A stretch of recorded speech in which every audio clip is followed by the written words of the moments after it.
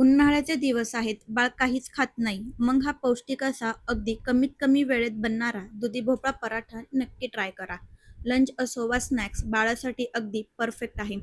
त्यासाठी आपल्याला लागणार आहे छोटंसं गाजर, थोडासा दुधी भोपळा आणि एक छोटासा कांदा. सर्वात आधी कांदा छान बारीक कापून घ्यायचा.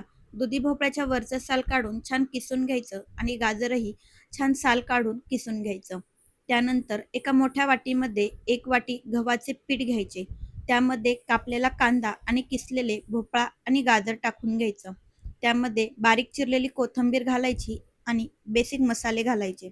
त्यामध्ये धना पावडर, जिरी पावडर, मीठ, हळद, पांढरे तीळ आणि तुमच्या आवडीनुसार लाल तिखट.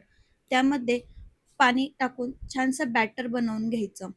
पातळही नाही आणि जास्त घट्टही नाही. एका पॅनवरती छान तूप टाकून बॅटर टाकायचं आणि दोन्ही साईडनी छान असे भाजून घ्यायचं.